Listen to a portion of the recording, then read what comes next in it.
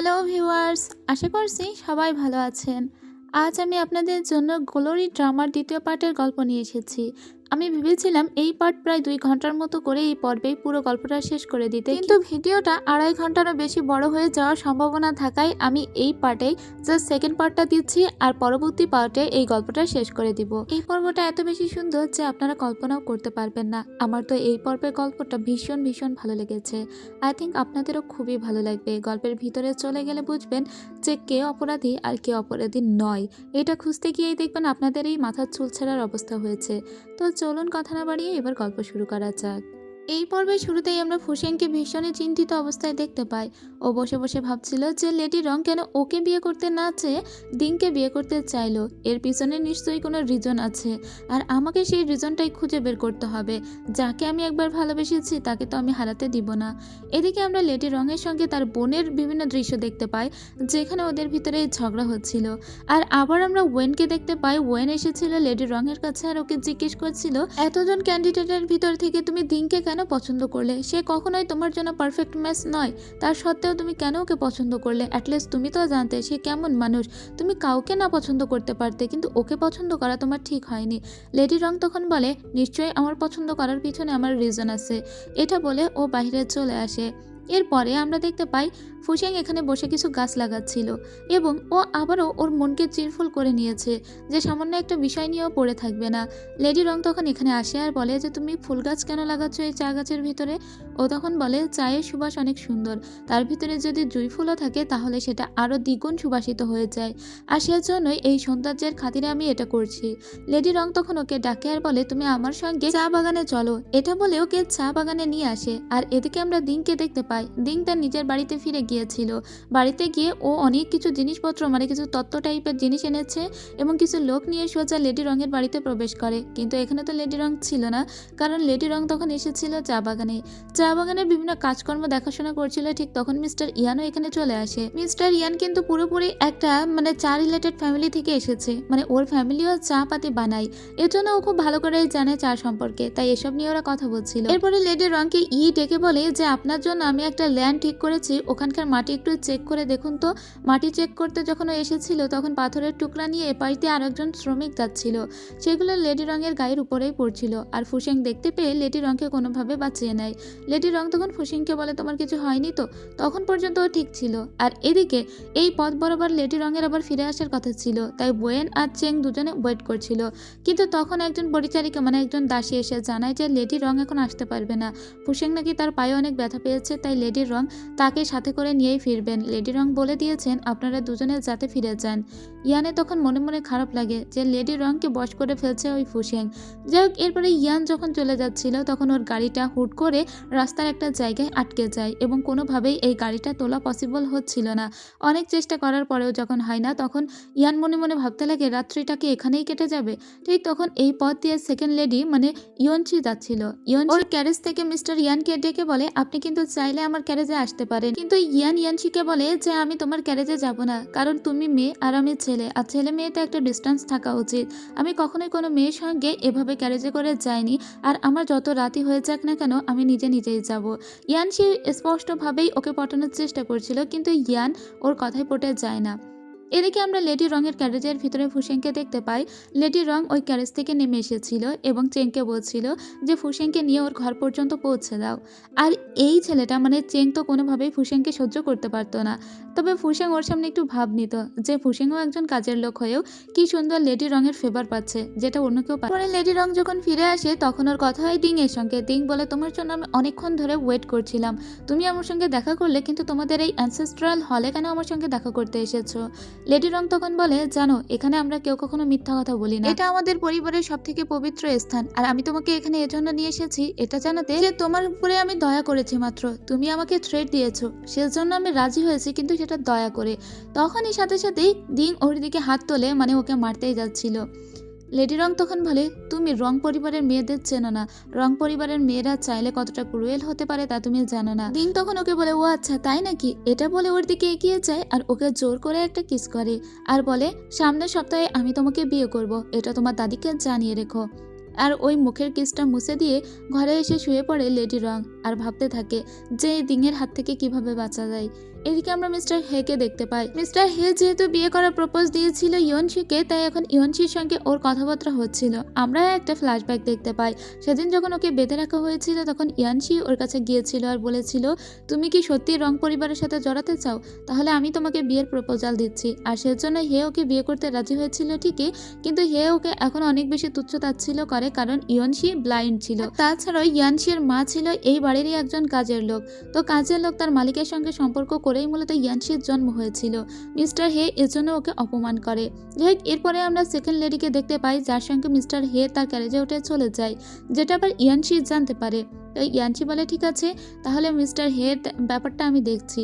আর mister হে কেউ ওই ক্যারেজে উঠে যেতে থাকে ফুসেংও। যাই হোক, এরপরে আমরা দিংকে দেখতে পাই। দিং কিন্তু পরের দিন আবারও লেডি রঙের সঙ্গে কথা বলবে বলে এসেছিল। এদিকে ইয়ানশির সঙ্গে দেখা করতে এসেছিল মিস্টার বাই। মিস্টার বাই মনে মনে ইয়ানশিকে অনেক পছন্দ করত।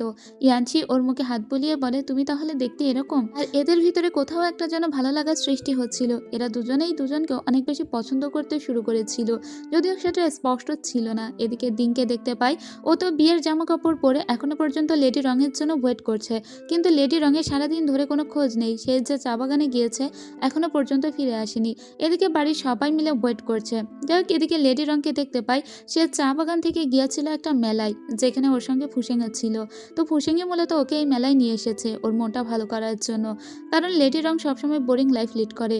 তো লেডি রং যখন দাঁড়িয়েছিল, ফুসেং তখন ওর একটা ছবি আঁকছিল। লেডি রং তখন বলে, দেখি তুমি কি আঁকছো? ফুসেং তখন ওটা বন্ধ করে বলে, এটা তোমাকে দেখানো যাবে না। আর লেডি রংকে বলে, তুমি কি সত্যিই দিনকে বিয়ে করতে চাও? কি এমন কাহিনী আছে যার জন্য তুমি ওকে বিয়ে করতে চাও? চাইলে তুমি আমাকে বলতে পারো। লেডি রং তখন বলে, কিন্তু তোমাকে কেন বলবো? আমি তোমাকে তো আর বিয়ে করছি না। ফুসেং তখন বলে, স্পষ্টভাবে আমি তোমার যোগ্য। আমি অনেক ভালো পড়াশোনা করেছি। আমি যখন থেকে তোমার বাড়িতে এসেছি তখন তোমাদের লাইব্রেরিতে লুকিয়ে আমি প্রায় 10,000-এর মতো বই পড়েছি। তাছাড়া আমি মার্শাল আর্টে ভালো, আমি সব কিছুতে ভালো, আমি বুদ্ধিমান, এবং রং পরিবারে ঠিক যেমন হাজব্যান্ড তোমার দরকার আমি ঠিক তেমনই। তাহলে কেন তুমি আমাকে বিয়ে করবে না? লেডি রং তখন বলে, আমি রং পরিবারের বড় মেয়ে, আর আমাদের পরিবারটা হলো মাতৃতান্ত্রিক। বিয়ে করার পরে বর আমাদের পরিবারেই থেকে যাবে এবং আমরা সবসময় ওই চা বাগান দেখাশোনা করব।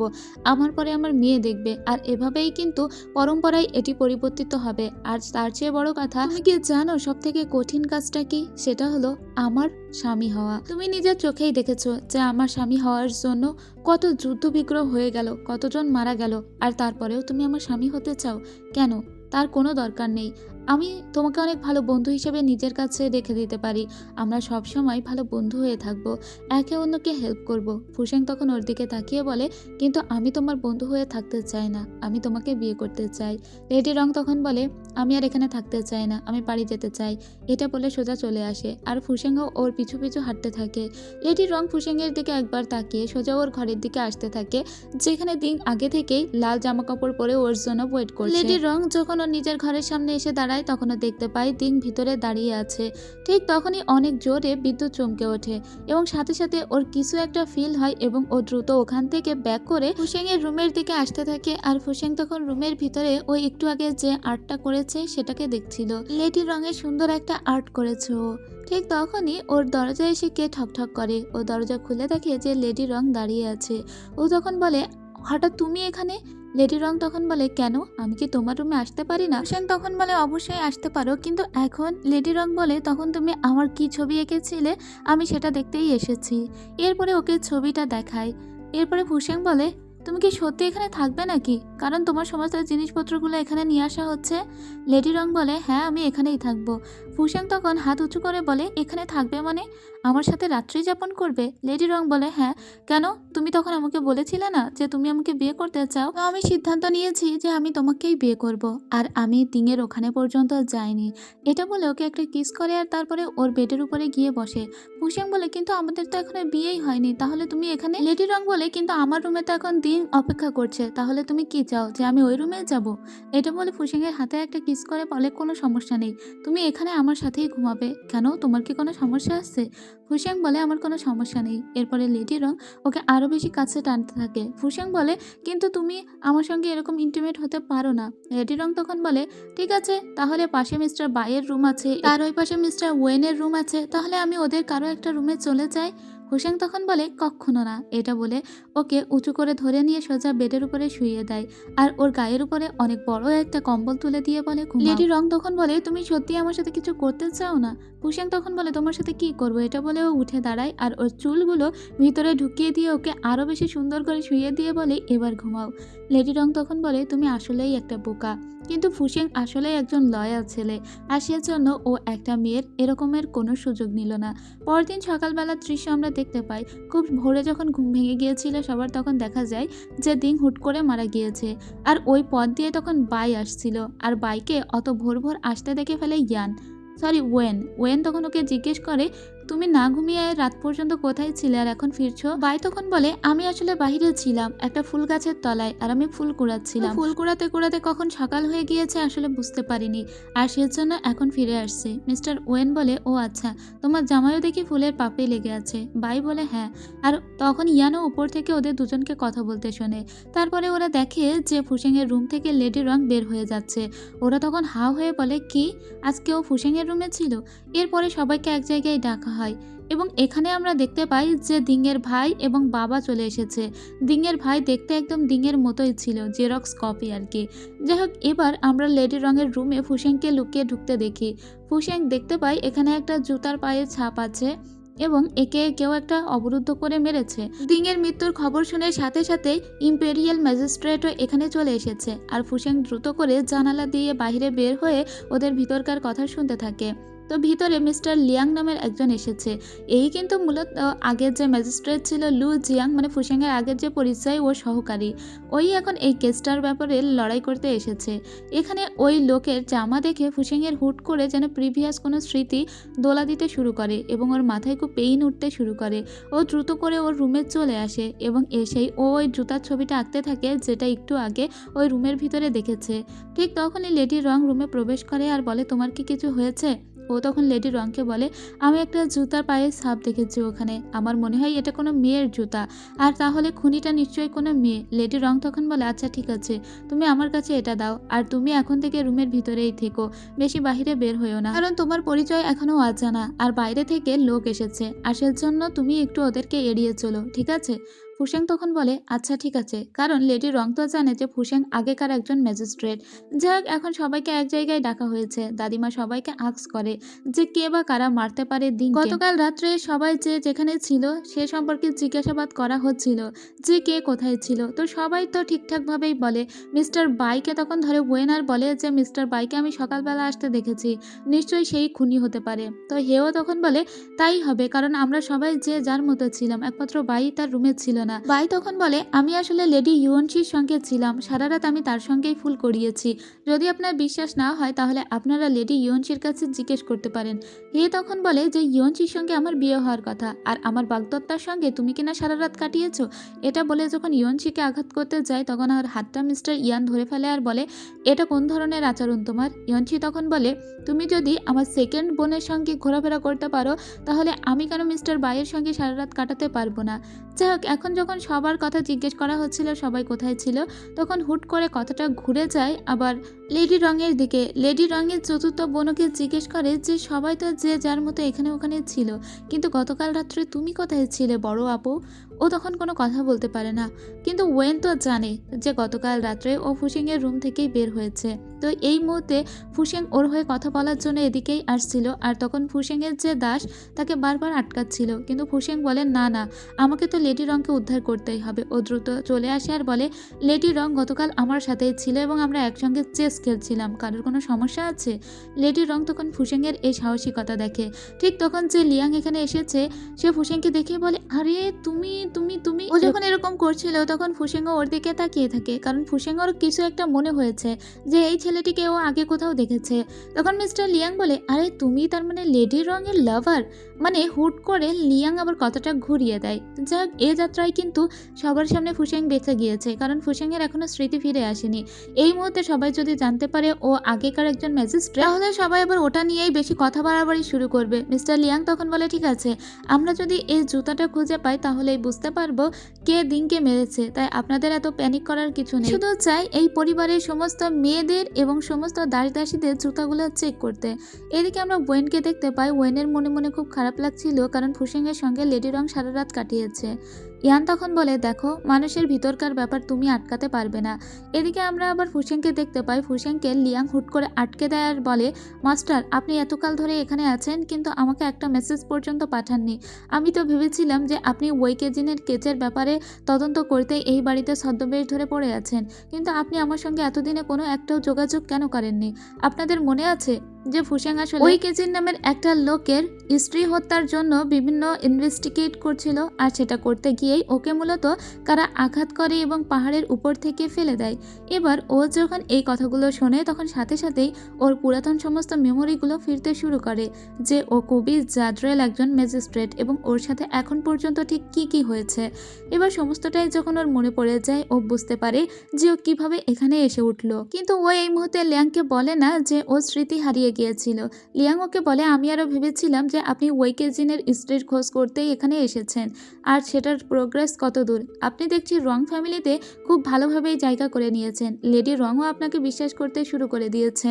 তো সেজন্য আমি আর লোকজন পাঠাইনি। আমি ভাবছিলাম আপনি আপনার মতো করে তদন্ত করুন, কারণ লেডি রং প্রথম প্রথম আপনার উপরে অনেক বেশি নজর রাখতো, অনেক লোকজন আপনার পিছনে ঘুরতো, আমি দূর থেকে দেখেছি। সেজন্য আমি আর আপনার সাথে যোগাযোগ করার চেষ্টা করিনি। ফুসেং তখন সমস্তটাই বুঝতে পারে।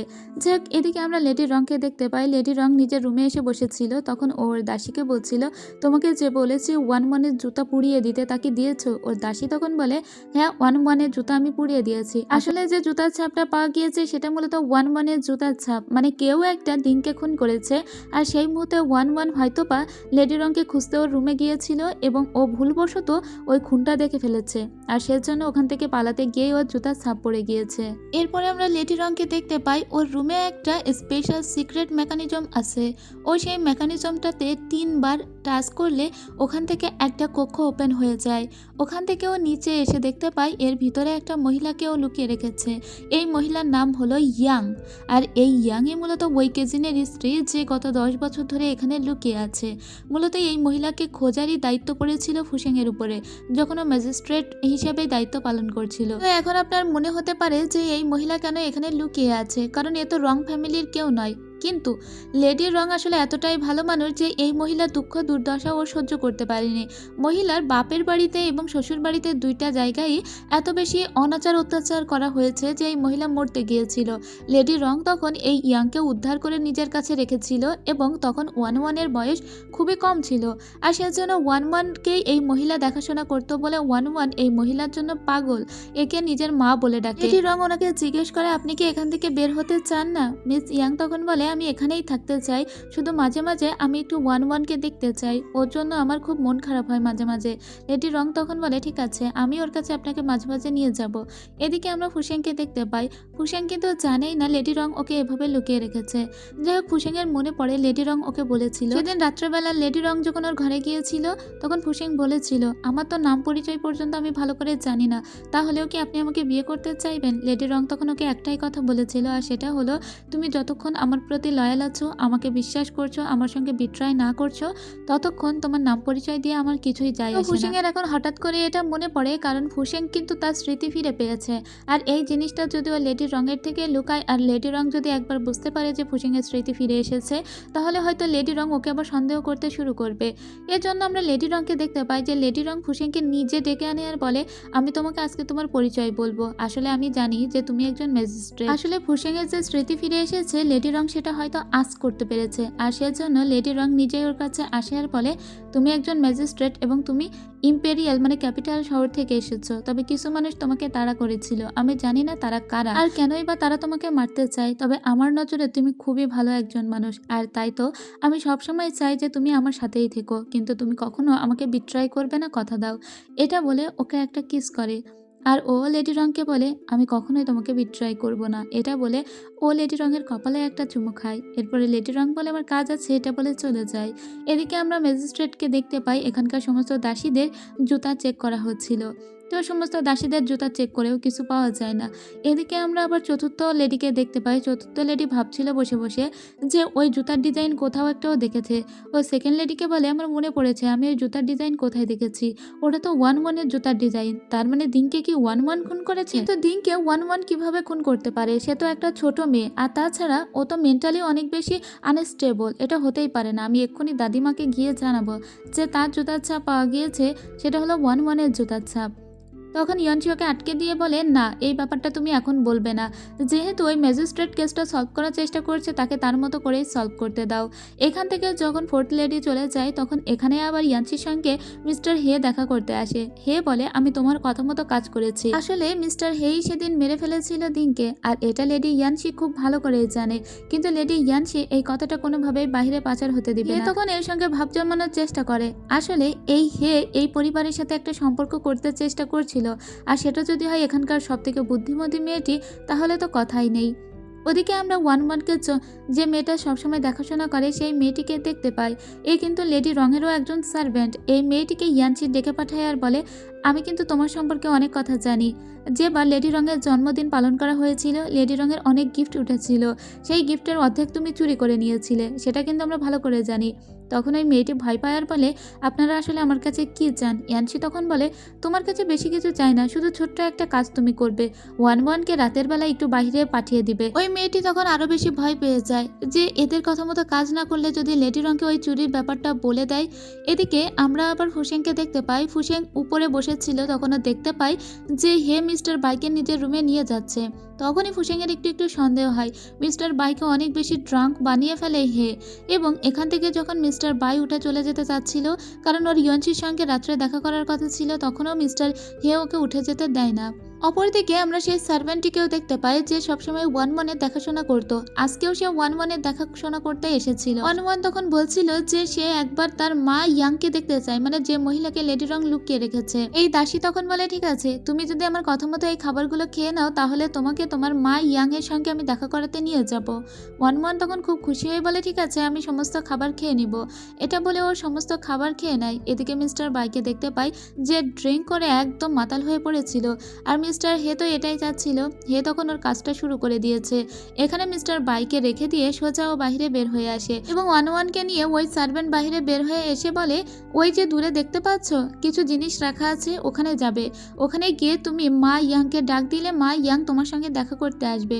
1-1 তো বাচ্চা মেয়ে, আর এত বেশি বোঝেও না, তাই ও ইয়াং ইয়াং ডাকতে ডাকতে এদিকেই যখন আসে তখন কেউ একটা ওর মাথা ওই পানিতে চেপে ধরে। আর এটা অন্য কেউ ছিল না, এটা ছিল মিস্টার হে, এবং সে পোশাকটা পরেছে একদম বাইয়ের মতো। ঠিক এই পথ দিয়ে তখন দুইজন প্রহরী যাচ্ছিল, আর তারা পিছন থেকে দেখতে পায় যে এই পথ দিয়ে একজন চলে যাচ্ছে যাকে দেখতেও অনেকটা মিস্টার বাইয়ের মতো লাগছিল। যাই হোক, ও তো চলে যায়, আর সাথে সাথে এখানে শোরগোল পড়ে যায় কারণ 1-1 মারা গিয়েছে। এদিকে আমরা ফুসেংকে দেখতে পাই। ফুসেং বুঝতে পারে যে মিস্টার বাইয়ের সঙ্গে আজকে খারাপ কিছু হতে যাচ্ছে, তাই ও মিস্টার বাইকে বারবার জাগাতে এসেছিল, কিন্তু কোনোভাবেই ও মিস্টার বাইকে জাগাতে পারে না। ও বারবার বাইকে ডাকে, তাও জাগাতে পারে না। অলরেডি কাহিনী তো ঘটে গিয়েছে। এদিকে সবাই জড়ো হয়ে গিয়েছে, 1-1 মারা গিয়েছে। লেডি রং তো অনেক বেশি কাঁদতে থাকে, কারণ 1-1 তার সব থেকে কাছের একটা বোন ছিল। 1-1 খুবই বাচ্চা একটা মেয়ে ছিল, মায়ের মতো করে ও 1-1কে লালন পালন করেছে। এখানে চতুর্থ লেডি এসে বলে 1-1 কিভাবে মারা যেতে পারে? আসলে ওরা একই মায়ের 3জন সন্তান, সেটা হলো লেডি রং, ওর চতুর্থ বোন, আর এই 1-1। সেজন্য ওই চতুর্থ বোনেরও খুব কষ্ট লাগছিল আজকে 1-1-এর মৃত্যুতে। তখন এখানে দুইজন প্রহরী এসে বলে, এই পথ দিয়ে আমরা মিস্টার বাইয়ের মতো কাউকে যেতে দেখেছি, আমার মনে হয় 1-1কে মিস্টার বাই মেরে ফেলেছে। ঠিক তখনই এখানে ফুসেং পৌঁছে যায়। ফুসেং যখনই 1-1কে দেখতে যাচ্ছিল, সাথে সাথে লেডি রং ওকে জড়িয়ে ধরে বলে, আমার সব থেকে আদরের বোনটিও আমাকে ছেড়ে চলে গেল বলে অনেক কাঁদতে থাকে। ফুসেংকে ওই লাশের কাছে আর যেতে দেয় না লেডি রং। ফুসেংও তখন অনেক বেশি কষ্ট পেয়ে ওকে জড়িয়ে থাকে। এদিকে ওয়েনের খুব খারাপ লাগে এবং বাইকে এখানে সবার সামনে নিয়ে আসা হয়। এখন সমস্ত অভিযোগের তীর বাইয়ের দিকে। ফুসেং তখন মিস্টার হেকেই প্রশ্ন করে যে আপনিই তো তাকে ডেকে নিয়ে গিয়েছিলেন আপনার সঙ্গে খাওয়ার জন্য। মিস্টার হে বলে, হ্যাঁ আমি নিয়ে গিয়েছিলাম, কিন্তু আমি তো তাকে আবার তার রুমে দিয়েও এসেছিলাম। এরপর আমি ইয়ানশির সঙ্গে গল্প করছিলাম। তাহলে সে তো আমার সঙ্গে সারা রাত্রি থাকলো না। এখন কোনোভাবেই তো এটা প্রমাণ করা যাচ্ছে না। মিস্টার ভাইয়ের দেখা করার কথা ছিল ইয়ানশির সঙ্গে, কিন্তু ইয়ানশির সঙ্গেও তো ও দেখা করতে পারেনি। আর সেজন্য কোনো কিছুই এখন মিস্টার ভাইয়ের ফরে যায় না, যেহেতু সবার অভিযোগের দিক একমাত্র তারই দিকে। আর এর জন্য এখন মিস্টার ভাইকে গ্রেপ্তার করা হয়। যদিও সমস্ত সত্যটা কিন্তু ফুসেন খুব ভালো করেই জানে, তার চোখের সামনেই অন্যায় হচ্ছে।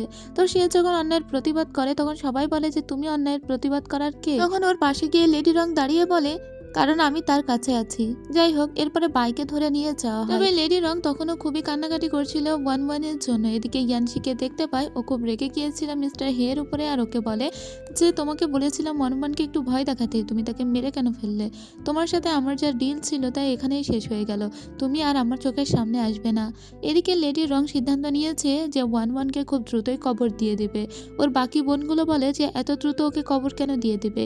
ওর চতুর্থ বোন তো সহ্যই করতে পারছিল না। লেডি রং তখন বলে, তোমরা কেউ আসবে না, আমি একাই আজকে রাত্রেই তাকে কবর দিতে যাব।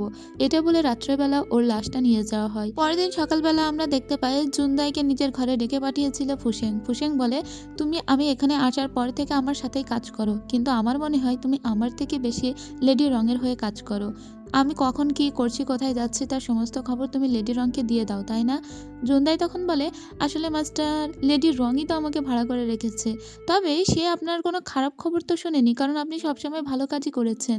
তাছাড়া সে আপনার খবর শোনার পাশাপাশি আমাকে এটাও বলে দিয়েছে যেন আমি আমার মাস্টারের টেক কেয়ার করি ভালো করে। আসলে ফুসিয়াং মনে মনে এটা সন্দেহ করছে যে লেডি রং এখনো পর্যন্ত ওকে ফুলি ট্রাস্ট করতে পারছে কিনা। ফুসিয়াং তখন ওর সার্ভেন্টকে বলে, তোমার আমার হয়ে একটা কাজ করতে হবে।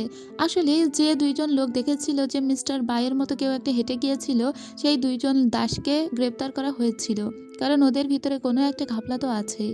আর ওদেরকে খুঁজে বের করতেই ওই একই কারাগারে একজন কয়েদি হয়ে পাঠানো হয়েছিল জুনদাইকেও। জুনদাই মূলত ওদের ভিতরকার কথা শুনবে আর তারপরে ওকে এসে জানাবে। আর ওদের দুজনের কথা শোনার মাধ্যমে জুনদাই এটা বুঝতে পেরেছে যে সেদিন রাত্রে এই দুজন লোককেও মিস্টার হে ভাড়া করে রেখেছিল। এদিকে আমরা ওয়ানের সার্ভেন্টকে দেখতে পাই, যে মেয়েটি মূলত ওয়ানকে এগিয়ে দিয়েছিল। এই মেয়েটি সমস্ত কুকীর্তির কথা যখন জানতে পেরেছে লেডি রং, তখন ওকে বাড়ি থেকে বের করে দেয়। মেয়েটি অনেক কান্নাকাটি সত্ত্বেও শেষ পর্যন্ত ওকে বাড়ি থেকেই বের করে দেওয়া হয়।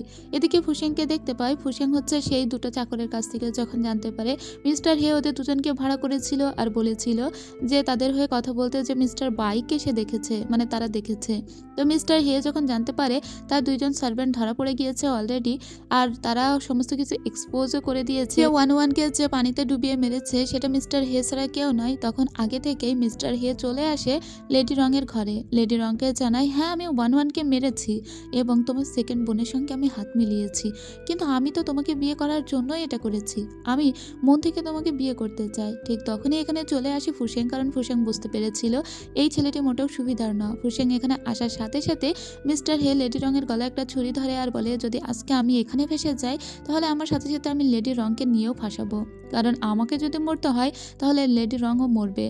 আসলে আমি সেদিন ঠিকই গিয়েছিলাম দিঙের ঘরে, সেখানে গিয়ে দেখি ওর অলরেডি হার্ট অ্যাটাক হচ্ছে, ও পাগলের মতো হয়ে গিয়েছিল।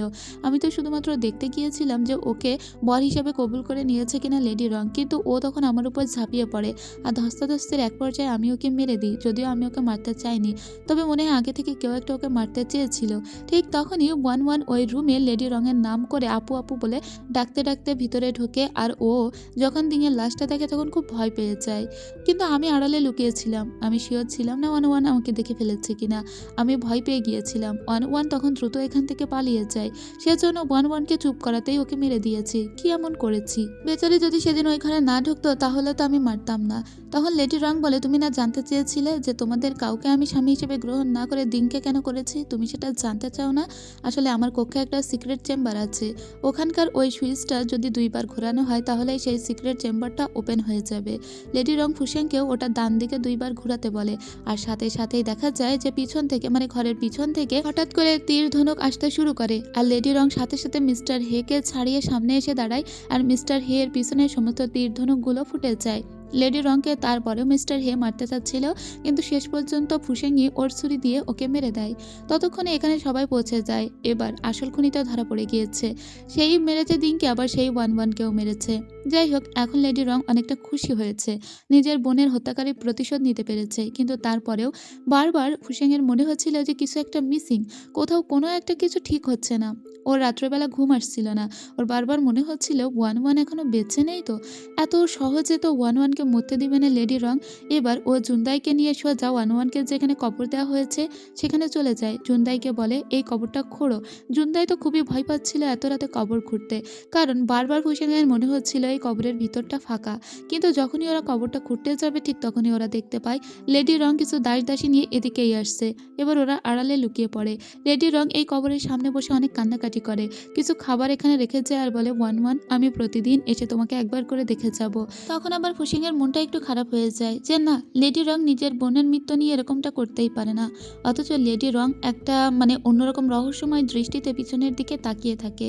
এদিকে আমরা মিস্টার বাইকে দেখতে পাই, যেহেতু মিস্টার হে ধরা পড়ে গিয়েছিল, মারা গিয়েছিল, তাই মিস্টার বাইকে ছেড়ে দেওয়া হয়েছে। তো মিস্টার বাই এবার দেখা করতে যায় ইয়নশির সঙ্গে। ইয়নশি তখন ওকে আবার ওর মন ভালো করে দেয়। এদিকে আমরা লেডি রংকে দেখতে পাই, সে তার বোন এবং মাদাম ইয়ানির সঙ্গে দেখা করতে এসেছিল। এদের দুজনকে বাড়ি থেকে ও চুরি করে সরিয়ে ফেলেছে। অর্থাৎ ওয়ান মারা যায়নি, সে বহাল তবিয়াতে বেঁচে আছে এবং অনওয়ান এখন মাদাম ইয়াংয়ের কাছেই আছে। তো সেদিন রাত্রের দৃশ্য দেখতে পাই, যেদিন ওকে কবর দেওয়ার জন্য নিয়ে যাওয়া হচ্ছিল সেখানেই মূলত কফিন থেকে ওদেরকে বের করা হয়েছিল। এদিকে আমরা দিংয়ের ভাই ইতাংকে দেখতে পাই। ওর বাবা ইতাংকে বলছিল যেহেতু তোমার ভাই মারা গিয়েছে আর তাই লেডি রঙের ক্যান্ডিডেট হিসেবে এখন থেকে তুমিও মনোনীত হলে। কিন্তু ও কোনোভাবেই লেডি রংকে বিয়ে করতে চাচ্ছিল না। মানুষ কতটা লোভী একবার চিন্তা করুন, একটা ছেলেকে অলরেডি হারিয়েছে কিন্তু তারপরেও লেডি রংকেই বিয়ে করতে হবে বলে আরেকটা ছেলেকে এখানে রেখে যাচ্ছে। এদিকে ফুসেংয়ের মনে পড়ে যে লেডি রং সেদিন রাত্রে যখন ওর ঘরে এসেছিল ওকে বলেছিল, ফুসেং যতক্ষণ তুমি আমাকে ট্রাস্ট করছো, আমার সঙ্গে বিট্রাই না করছো, ততক্ষণ আমি তোমাকে ভালোবাসি। কিন্তু ফুসেংয়ের বারবার মনে হচ্ছিল যে লেডি রং কিছু একটা লুকাচ্ছে। লেডি রংকে এভাবে সন্দেহ করাটা কি ওর ঠিক হচ্ছে? সেদিন রাত্রের কথাটা তো তাহলে বৃথা হয়ে যাবে।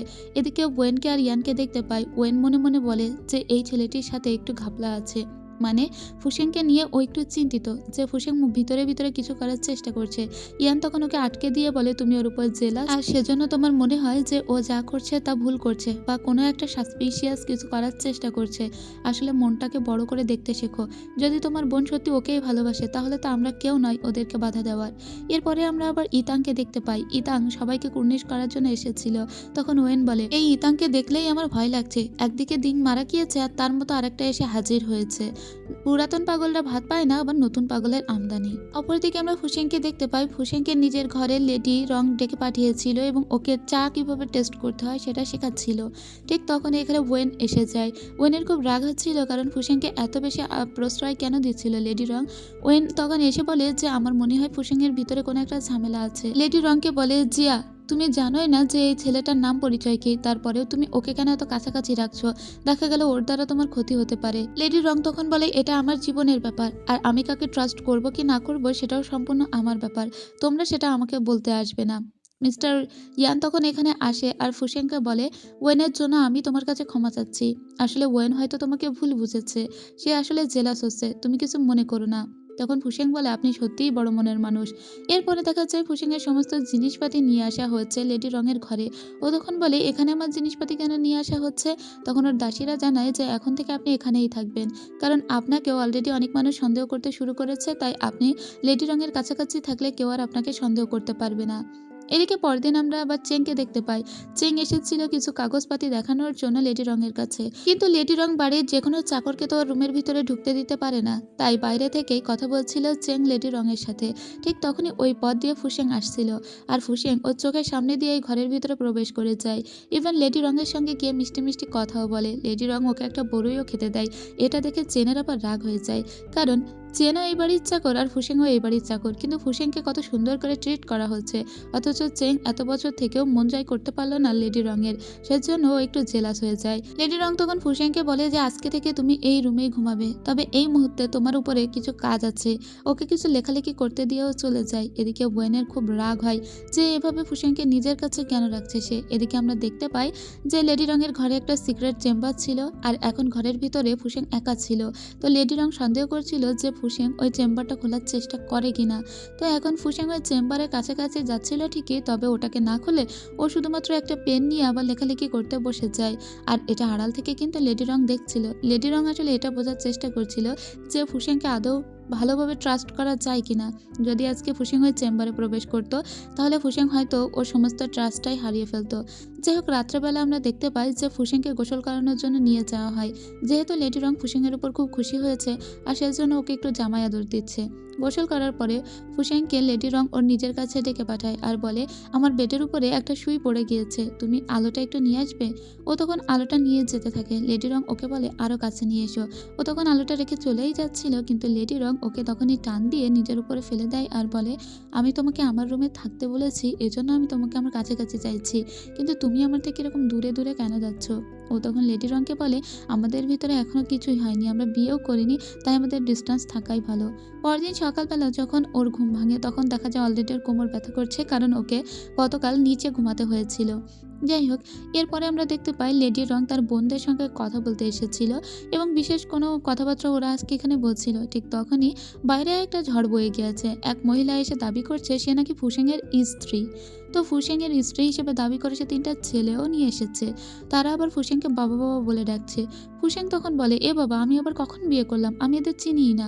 লেডি রং তখন এখানে আসে আর ফুসেংকে জিজ্ঞেস করে, তুমি কি ওই মহিলাকে চেনো? ফুসেং তখন বলে, আমি সত্যি এদেরকে চিনি না। কিন্তু লেডি রং তখন বলে, আচ্ছা ওই মহিলাকে কথা বলতে দাও, দেখি সে কতদিন হলো তোমাকে বিয়ে করেছে। ওই মহিলা তখন বলতে থাকে যে ও আমাকে অনেক বছর হলো বিয়ে করেছে, আমার 3 সন্তানও আছে, কিন্তু এখন আর আমাকে স্বীকার করছে না। ঠিক আছে, আপনাদের বিশ্বাস না হলে দেখুন যে তার গায়ে একটা বড় তিল আছে। কিন্তু তখনই লেডির রং ফুসেংয়ের সামনে আসে আর বলে, ও হচ্ছে আমার ম্যান, মানে আমি ওকে পছন্দ করেছি, আর পাবলিকলি আমি যাকে পছন্দ করি তার জামা কাপড় খোলা হবে না। যদি সত্যিই ফুসেং তোমার স্বামী হয়ে থাকে তাহলে তার এখানে মোল থাকবে। যাই হোক, এরপরে লেডি রং ফুসেংয়ের দিকে তাকায় আর জুনদাইকে বলে, জুনদাই, তুমি তো এতকাল ফুসেংয়ের সাথে থাকো, তাহলে তুমিই বলো ওর ওখানে তিল আছে কিনা। জুনদাই তখন বলে, হ্যাঁ সত্যি ওর ওখানে একটা তিল আছে। লেডি রং তখন বলে, ঠিক আছে, আজকে থেকে ফুসেংয়ের সাথে আমার আর কোনো সম্পর্ক রইল না। ওর সমস্ত জামা কাপড় আসবাবপত্র সমস্ত কিছু বের করে দাও এবং দরজাও বন্ধ করে দাও। এরপরে ফুসেং বাইরেই থেকে যায় আর এই মহিলার সঙ্গে এই মহিলা ওকে যেখানে নিয়ে যায় সেখানে যায়। এদিকে ওয়েন বলে, দেখেছো, আমি আগেই জানতাম এই ফুসেংয়ের আলাদা পরিচয় আছে। মিস্টার বাই তখন বলে, আমি এটা বিশ্বাস করি না, কেউ একটা ফুসেংকে ফাঁসাচ্ছে, যে আমাদেরকে বারবার মৃত্যুর মুখ থেকে বাঁচিয়েছে, সে কিভাবে নিজের স্ত্রী সন্তান থাকার পরে তাদেরকে ফেলে আসতে পারে। ওয়েন তখন বলে, তোমরা বিশ্বাস না করলেও এটাই সত্যি। এদিকে ফুসেংকে দেখতে পাই, ফুসেংকে একটা ঘরে নিয়ে এসেছিল ওর এই ফেক স্ত্রী। সে আবার একে একটা ব্রেডও খেতে দিয়েছিল, তবে ওই ব্রেডে কিছু সেডাকটিভ মেশানো ছিল। যাই হোক, ফুসেং এখন অজ্ঞান হওয়ার নাটক করে, যদি ওই ব্রেডটাও খায়নি। ঠিক তখনই আমরা দেখতে পাই গভর্নরের কিছু কর্মচারী এখানে আসে আর ফুসেংকে মারার চেষ্টা করছিল। এটাই সেই ছেলে যে ছেলেটি ওকে এর আগেও একবার মেরে ফেলতে চাইছিল আর পাহাড়ের উপর থেকে ফেলেও দিয়েছিল, যখন থেকে ও স্মৃতি হারিয়ে গিয়েছে। যাই হোক, ফুসেং তো রেডি ছিল, জুনদাই এসে ওদেরকে ধরে ফেলে আর লেডি রংও এখানে প্রবেশ করে। আসলে লেডি রং যখন একটু আগে ওর গায়ের উপর হাত দিয়েছিল তখনই লেডি রং চোখের ইশারায় বলে দিয়েছিল, আমি তোমার সাথেই আছি, গিয়ে ইনভেস্টিগেট করো। যাক, ওই লোকগুলোকে এখন ধরে ফেলা হয় আর এই লোকগুলোকে এই লোকই পাঠিয়েছে, মানে সু চং, যে এই লিঞ্জি শহরের পারফেক্ট আর কি। কিন্তু এই লোক যখন জানতে পারে যে তার সমস্ত কর্মচারী গায়েব হয়ে গিয়েছে তখন এই লোক একটু চিন্তিত হয়ে পড়ে। এই লোকের সঙ্গে তখন লিয়াং কথা বলতে এসেছিল এবং লিয়াং বুঝতে পারে যে এই লোকটি পাঠিয়েছে ওদেরকে। যাই হোক, ফুসেং তখন ফিরে এসেছিল কিন্তু অনেক রাত হয়ে গিয়েছিল আর এখনো চা বাগান থেকে ফিরে আসছে না লেডি রং বলে ফুসেং দ্রুত করে একটা ড্রেস পরে নেয়, কারণ এখন অনেক বৃষ্টি হচ্ছিল আর ও চা বাগানের উদ্দেশ্যে রওনায় দিতে চাচ্ছিল। ঠিক তখনই এখানে এসে হাজির হয়েছে লেডি রং, তবে লেডি রঙের প্রচণ্ড জ্বর এসেছে, কারণ বাইরে শিলাবৃষ্টি হয়েছে এবং ওর অনেক কাশিও লেগেছে আর জ্বরও হচ্ছে। এবার ও যখন ও দাদিমার কাছে আসে, ও সমস্ত বোনেরা উপস্থিত ছিল, ও তখন জানায় যে এবার চা বাগানের অবস্থা কী হবে আমি বলতে পারছি না, এত বৃষ্টি হলে চা বাগানের অবস্থা সত্যি খারাপ হয়ে যাবে। এবার ওর যেহেতু জ্বর এসেছিল এবং ও চা বাগান এত ভালো করে দেখতেও পারবে না, তাই ওর দ্বিতীয় বোন বলে, ঠিক আছে, তাহলে চা বাগানের দায়িত্ব এখন থেকে আমি নিলাম। ও চতুর্থ বোন বলে, বোন, আমিও চা বাগানের দায়িত্ব পালন করতে চাই এবং আমি নিজে চা বাগানে গিয়ে সমস্ত তদারকি করতে চাই, যে একটুখানি চা বাগান সামলাতে গিয়ে কারো কিভাবে জ্বর আসতে পারে সেটাও আমি দেখতে চাই। আসলে চতুর্থ বোন বুঝতেই পারেনি যে চা বাগান সামলানো এতটাও সহজ কোনো কাজ নয়। যাই হোক, এদিকে লেডি রঙের প্রচণ্ড জ্বর এসেছিল আর এই মুহূর্তে ওর সমস্ত টেক কেয়ার করছিল ফুসেং। পরদিন সকালবেলার দৃশ্য দেখতে পাই, ইউনিয়ন সোজা চলে গিয়েছিল চা বাগানে। কিন্তু ও এখানে সমস্ত উল্টোপাল্টা ইনস্ট্রাকশন দিচ্ছিল। ও সেকেন্ড বোন এসে তখন ওকে বলে ওদের সঙ্গে ভালো করে আচরণ করতে। চা বাগান থেকে ইয়ানচি সোজা এসেছিল এখানকার একটা চায়ের দোকানে, যে দোকানে লি নামের একটা লোক চা সার্ভ করছিল। ওই লোকের ছোট ফুটফুটে একটা সুন্দরী মেয়ে আছে। এই মেয়ের আবার মা নেই, সে বাবার সঙ্গেই থাকে। আর এই মেয়েটির প্রতি ইয়ানচির একটা আলাদা মায়া ছিল, কারণ ও প্রায়ই ওই দোকানে যেত। সেদিন আকাশের দিকে তাকিয়ে ফুসেং দেখে যে আজকে সত্যি আকাশে এত মেঘের ঘন ঘটা যে বৃষ্টি হতে পারে। তখন এখানে ফোর্থ লেডি আসে আর বলে যে দাদিমা বোনকে ডেকে পাঠিয়েছে, যদি বোন কোনো দায়িত্ব দিতে নাই পারে তাহলে আমি চা বাগানে যাব।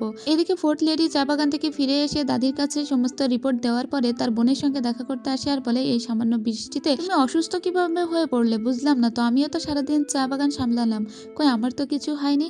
ঠিক তখনই ফুসেং বলে আপনি একটু নিচের দিকে তাকিয়ে দেখুন। তখন প্রচুর শিলাবৃষ্টি হতে শুরু করেছিল, ধস নামতে শুরু করেছিল। চা বাগানের অবস্থা কি হবে বলাই যায় না। লেডি রং বলে আমাকে আর বসে থাকলে চলবে না, আমাকে এক্ষুনি চা বাগানে যেতে হবে। কোয়েনও ওকে বাধা দেওয়ার চেষ্টা করে, কারণ আজকেও এত বৃষ্টি হচ্ছিল, এর ভিতরে গেলেও অনেক অসুস্থ হয়ে যাবে।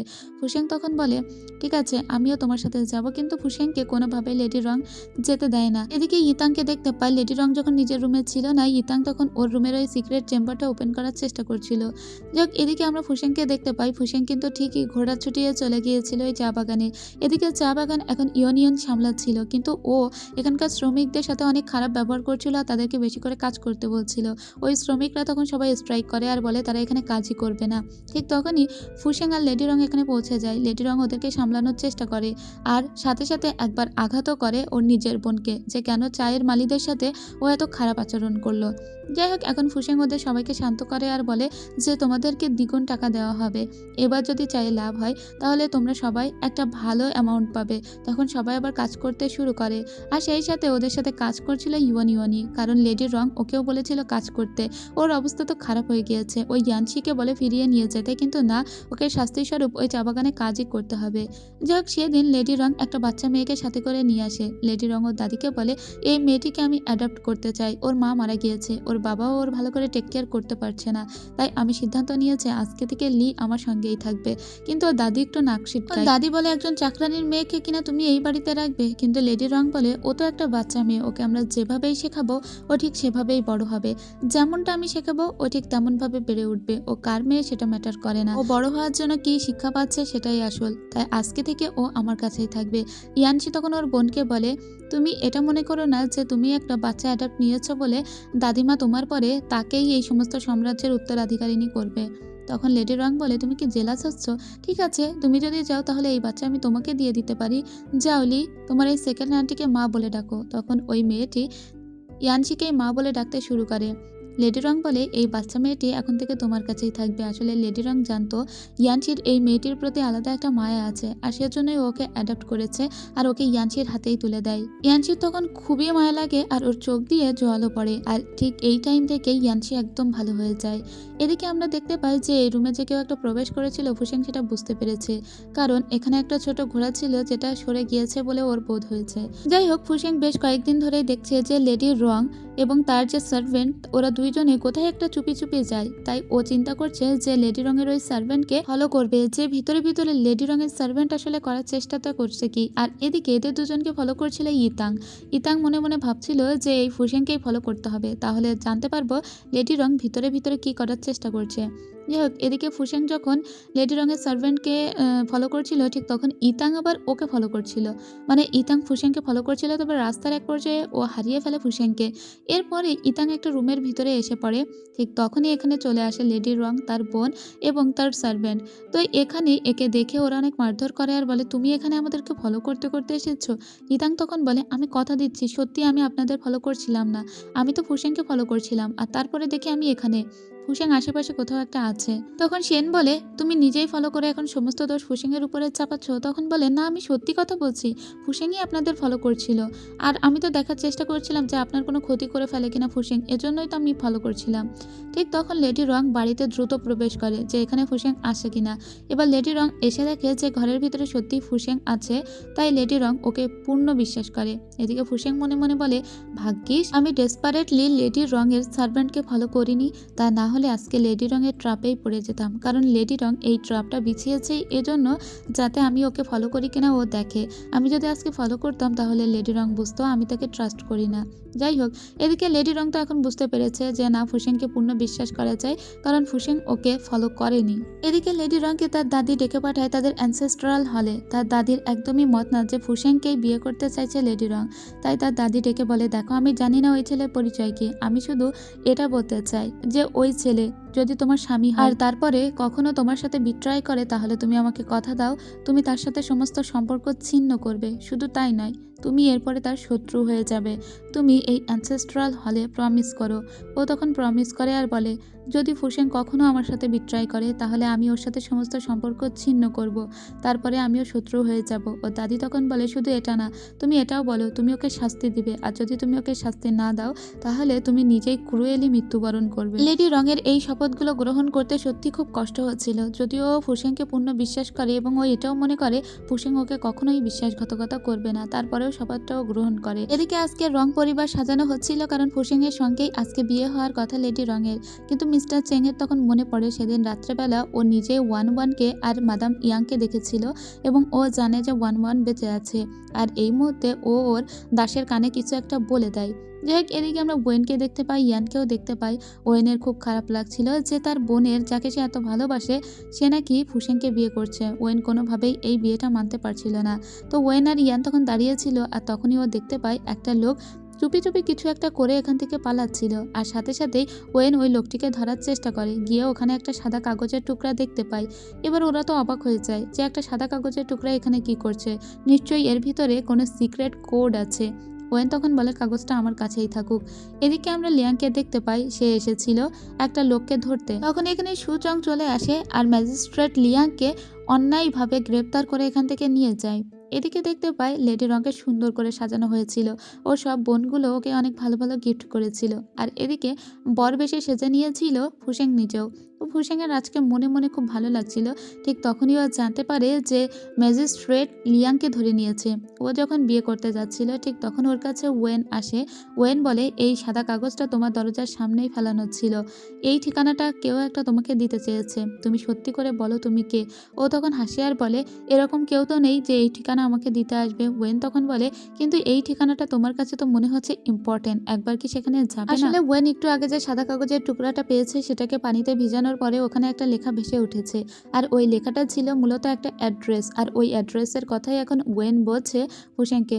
ফুসেং তখন বলে, আজকে আমার বিয়ে, আর আজকে আমি বিয়ের আসর ছেড়ে কোথায় যাব, কিন্তু বিয়ের হলে ঢোকার আগেই ওর মনে হয় যে ওই ঠিকানায় ওকে একবার যেতে হবে, তাহলে হয়তো ও জানতে পারবে মাদাম ইয়াং কোথায় আছে, যে কেসটা নিয়েও লড়াই করছিল।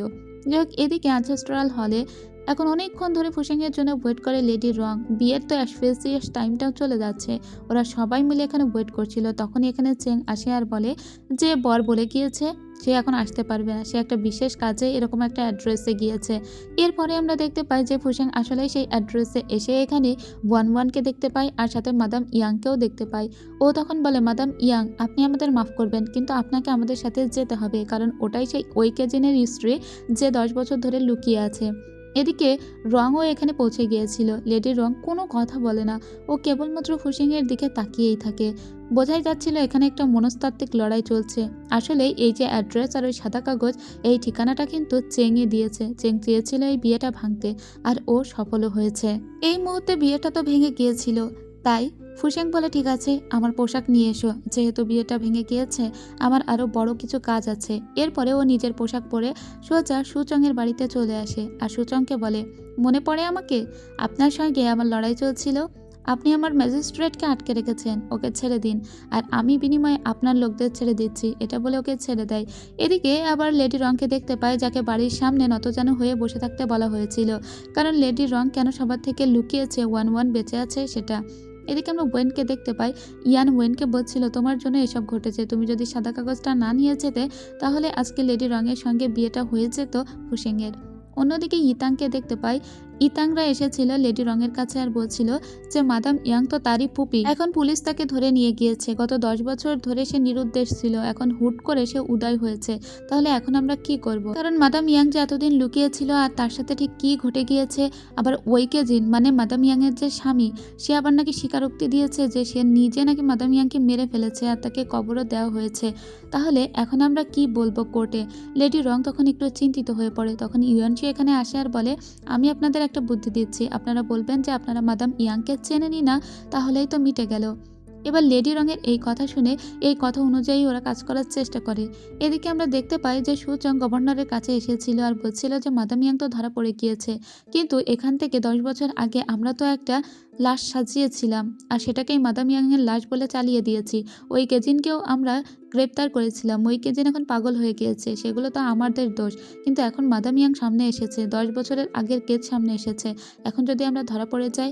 গভর্নর তখন বলে, তুমি একদম চিন্তা করবে না, তুমি গিয়ে কেসটা সামলানোর চেষ্টা করো, বাদ বাকি পিছনে সমস্ত কিছু আমি সামলাচ্ছি। আসলে ওই কেজিন এবং তার স্ত্রীর এই কেসটার সঙ্গে অনেকেই জড়িত এবং এটা একটা রয়্যাল কেস। এই কেসের সঙ্গে গভর্নর পর্যন্ত জড়িত। ওই ফ্যামিলির সমস্ত কিছু লুটপাট করেছে ওরা ওই কেজিনকে কারাগারে ভরে। যাই হোক, এদিকে আমরা ইয়নশিকে দেখতে পাই, সে একটা মূর্তির সামনে বসে এটা প্রার্থনা করছিল যে আজকে যেন লেডি রং ওই কেসটা জিতে যায়। কারণ লেডি রং যদি জেতে তাহলে সেটা রয়্যাল পরিবারেরই জেতা হবে, এই রং পরিবারেরই জেতা হবে, কিন্তু হেরে গেলে আমরা সবাই হেরে যাব।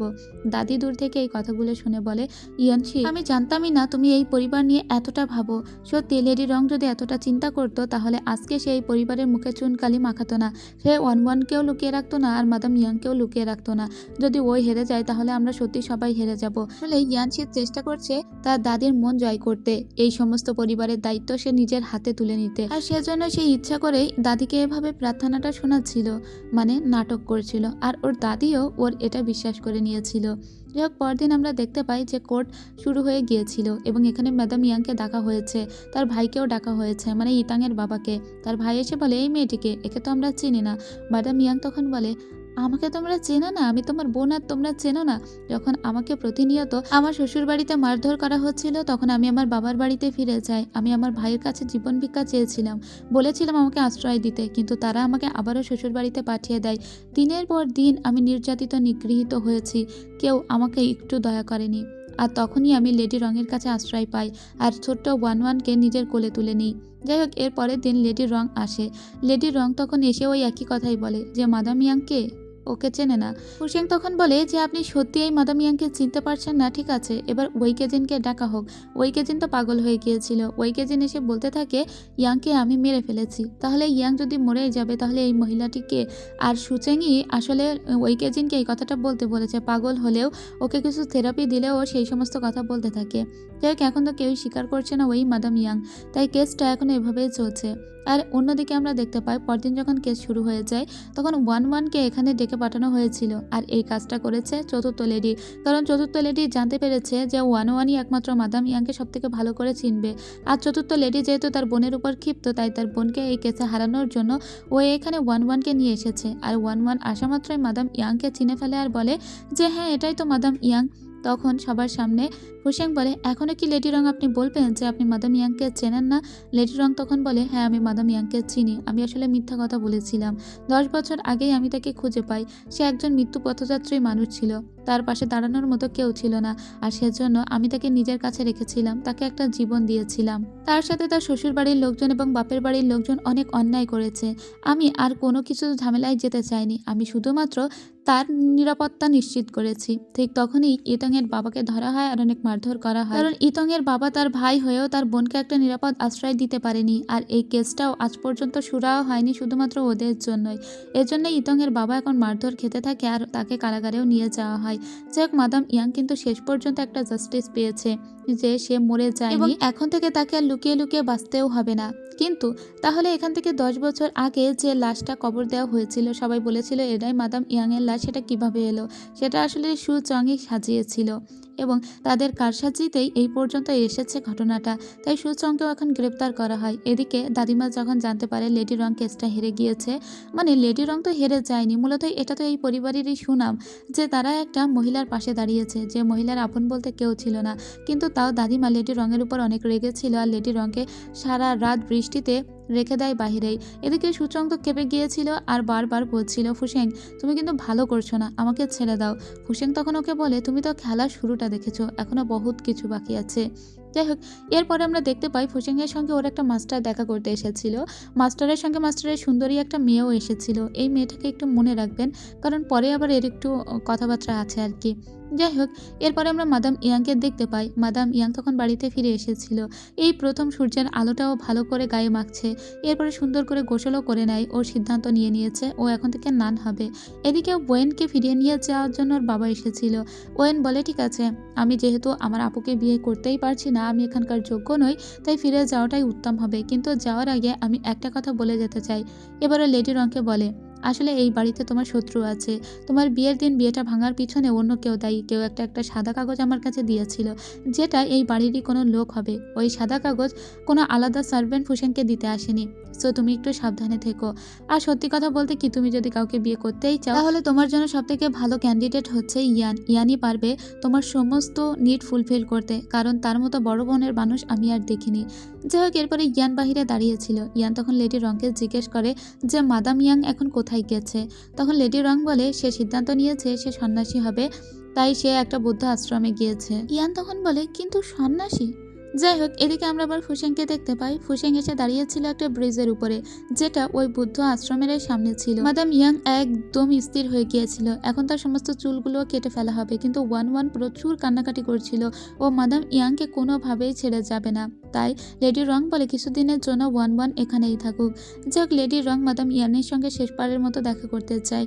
মাদাম ইয়াং ওকে সুন্দর করে একটা কুর্নিশ জানায়। রঙেরও তখন অনেক কান্না লাগছে। লেডি রং তখন মাদাম ইয়াংকে ওখান থেকে বিদায় জানিয়ে যখন চলে আসছিল, ঠিক তখনই ওর সামনে এসে দাঁড়ায় ফুসেং। ফুসেংকে ও বলে, তুমি সরে যাও, কেন আমার সামনে এসেছো? ওর হাতটা ধরে বলে, তোমার হাতটা ধরেছি কারণ ছাড়তে চাইনি কখনো। তুমি তো জানো সেদিন আমি কি কারণে চলে গিয়েছিলাম, আমার তো একটা দায়িত্বও আছে। লেডি রং বলে, তুমি জানো আমি গডের সামনে শপথ করেছি যে যে মানুষটা আমার সাথে বিট্রাই করেছে, সে যদি আমার হাজব্যান্ড হয় তাহলে আমি তার সাথে সমস্ত সম্পর্ক ছিন্ন করব। আর তারপরেও যদি আমি তার সাথে সম্পর্ক রাখি তাহলে আমার অনেক ক্রুয়েল ডেথ হবে। তো তুমি নিশ্চয়ই চাও না যে আমি অনেক বাজেভাবে মরে যাই।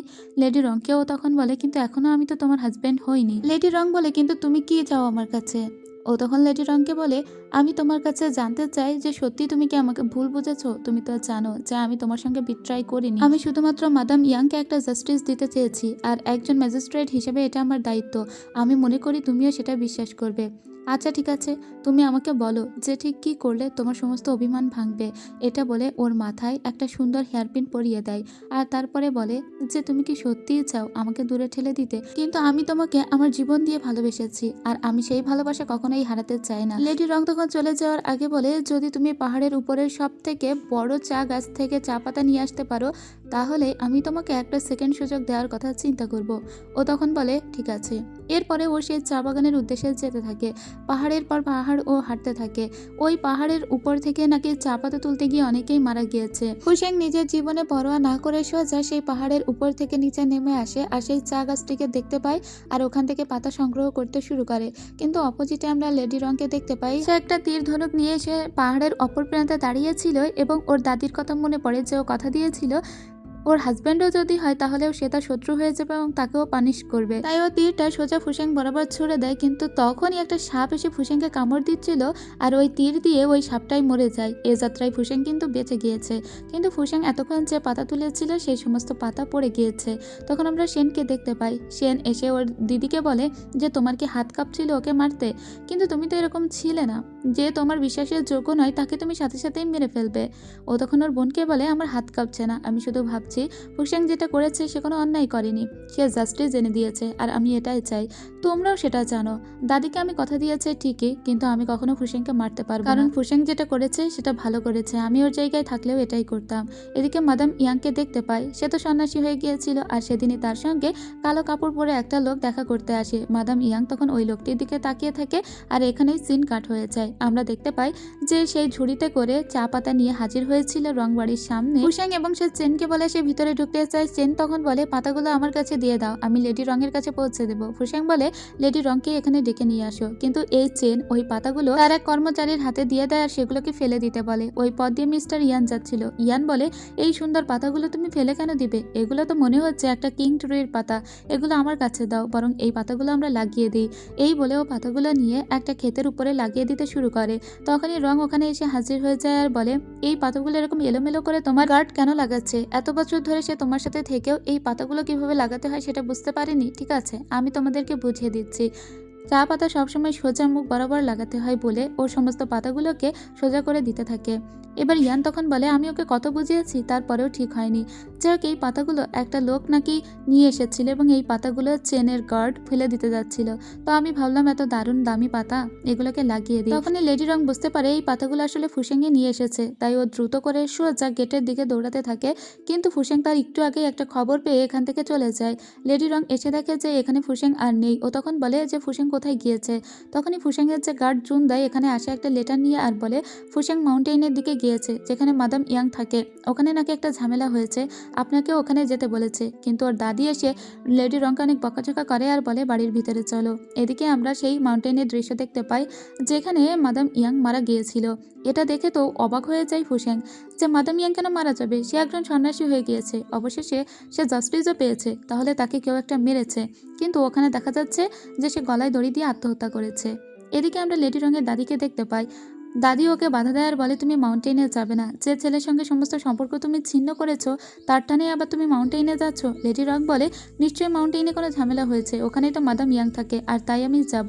ওর দাদি বলে আজকে যদি তুমি এখান থেকে যাও তাহলে এই পরিবারের সাথেই তোমার সমস্ত সম্পর্ক ছিন্ন হয়ে যাবে আর এই পরিবারে তুমি কখনোই ফিরতে পারবে না। ও তখন বলে মাদাম ইয়াংয়ের সঙ্গে একটা ঝামেলা হয়েছে, মাদাম ইয়াং নাকি গলায় দড়ি দিয়েছে, আর সেখানে যদি আজকে আমি না যাই তাহলে আমি আমার নিজের বিবেকের কাছে অপরাধী হয়ে যাব। রং পরিবার আমাদের এই শিক্ষা তো দেয়নি, রং পরিবার আমাদেরকে মানুষ হতে বলেছে।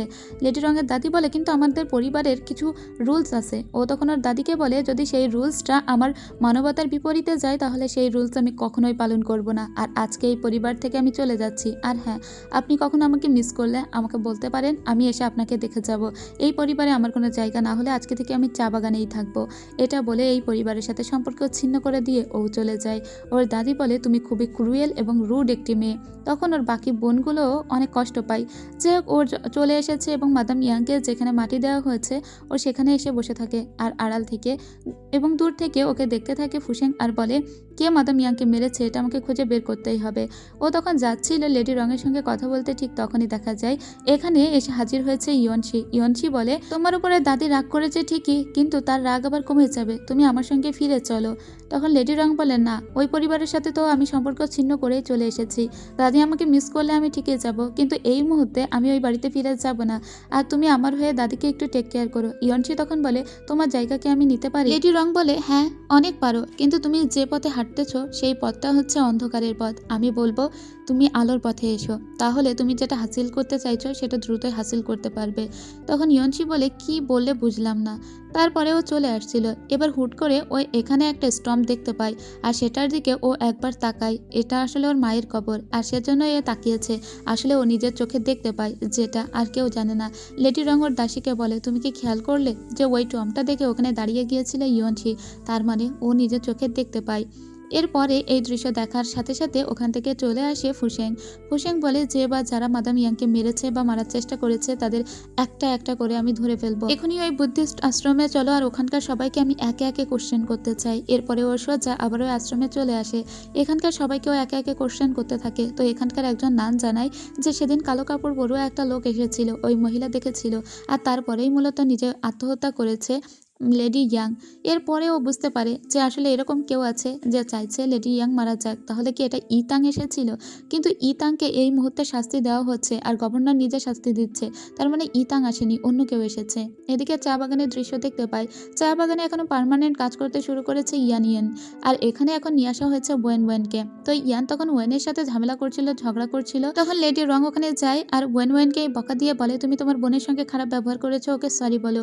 ওয়েন বলে কিন্তু ও তো আমার সঙ্গে ভালো ব্যবহার করেনি। লেডি রং বলে তুমি ভুলভালভাবে পাতা ছিঁড়ছিলে বলেই ও তোমাকে বকা দিয়েছে, তাই তুমি ছোট বোন হয়ে ওর কাছে সরি বলো। এই কথা শোনার সাথে সাথে ইয়ান বলে, কি আজকে সূর্য কোন দিক থেকে উঠছে? বাবা, যে বোন আমার হয়ে জীবনে কখনো কথা বলেনি সে দেখছি আজকে আমার হয়ে সাফাই গাইছে, মানে অন্য একটা বোনকে, তার আদরের বোনকে বলছে আমার কাছে সরি বলতে। পিছন থেকে লেডি রং বলে, আমি সবসময় জাস্টিস চেয়েছি, যে অন্যায় করে তাকে শাস্তি দিয়েছি। যাই হোক, আবার বৃষ্টি হচ্ছিল আর এরা সবাই প্রাণপণে কাজ করতে থাকে। এখন কিন্তু ইয়ান ইয়েন খুব ভালো করেই কাজ করছিল, কিন্তু ইয়ান ইয়েন এখনও এই কাজের ব্যাপারে অনেক কিছুই জানে না। লেডি রং ওকে বলে, একটা একটা করে আমি তোমাকে সব শিখিয়ে দেব। যাই হোক, ইয়ান ইয়েনের তো একটু রাগ ছিল লেডি রঙের উপর, তাই ও আলাদা বসে বসে একা একা ভাত খাচ্ছিল। তখন লেডি রং ওর কাছে যায় আর ওকে কিছু মাংস আর তরকারি দিয়ে বলে, এটা তুমি রাখো। ও তখন বলে, তোমাকে এত দরদ দেখাতে হবে না। এটা বলে উঠে দাঁড়ায় আর বলে, তুমি এখন ভালো বোন হওয়ার চেষ্টা করছো, কখনোই তো আমাকে দরদ দেখাওনি। আমরা একই মায়ের পেটের বোন, তারপরেও তুমি কখনোই আমাকে ওইভাবে ভালোবাসোনি।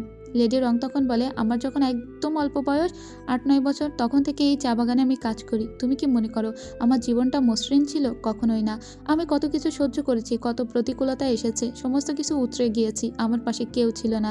ছোটবেলা থেকে এজন্য আমি কর্কশ হিসেবে বেড়ে উঠেছি। তুমি যদি মনে করো আমি তোমার সেকেন্ড বোনের মতো খুব আদুরে আর তুলতুলে হয়ে তোমার সাথে কথা বলবো, তাহলে তুমি ভুল ভাবছো। কারণ আমি ছোটবেলা থেকে এভাবে তো বেড়ে উঠিনি, তাই আমি যেমন তোমাকে এভাবেই মেনে নিতে হবে। এটা বলে ওখান থেকে চলে আসে।